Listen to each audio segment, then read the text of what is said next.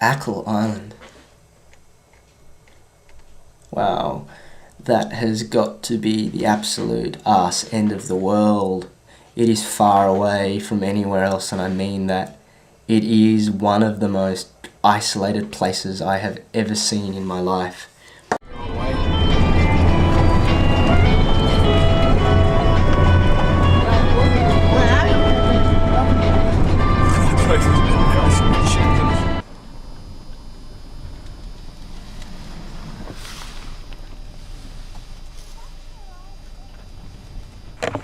What do you reckon, Queeveen? It's the middle of nowhere?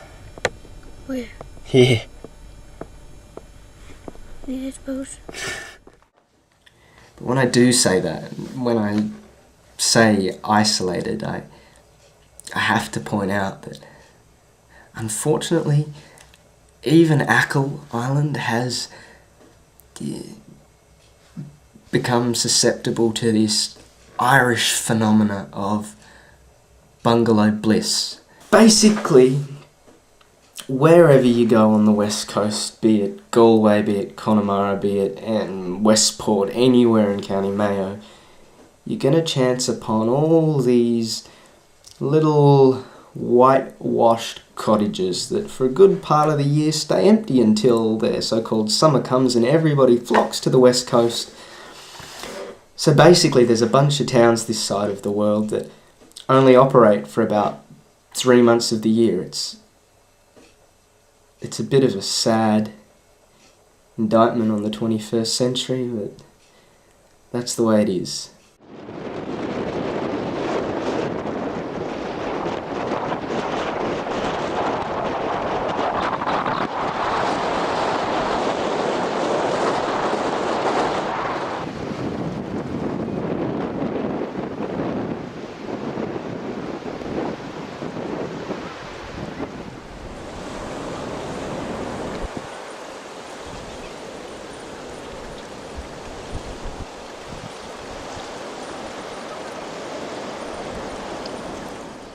So I was with my family on a nice Irish day out on Achill, and of course we came to a beach, and of course it was raining, and of course they all decided to go swimming again.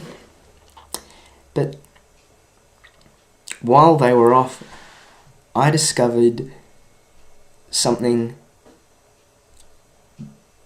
poignant and amazing, and something that opened my eyes. Basically, what I found while my family were all off for a swim at this horribly cold and dreary beach on Achill was a deserted village. A village that had been deserted since something like 1890. It was actually a victim of the famine.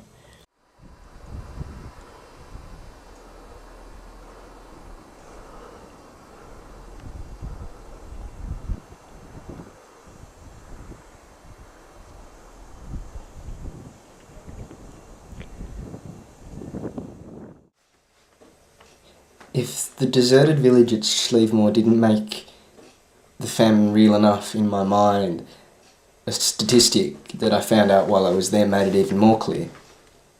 I hadn't realised, but before the potato famine, there was more people in Ireland than there is today. The west coast was far more densely populated, and all over Ireland there was little farming communities dotted everywhere. So, in the matter of just a few years, Ireland went from a country of 8 million people to less than half than that, less than 4 million people, just in the space of a few years.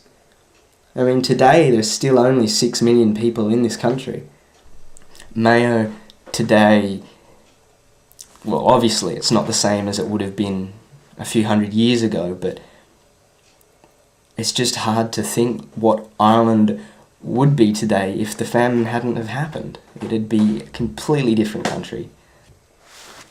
in my mind I made the connection that this huge upheaval in Irish society was not as of the result of a war, not of the result of some political upheaval. It wasn't necessarily a problem made by man. It was purely the forces of nature. It was a potato blight. It makes you appreciate the power of the natural world, and I guess teaches you not to underestimate your surroundings, not to underestimate Mother Nature. Maybe a little pertinent for today, hey? Cue a little issue known as climate change.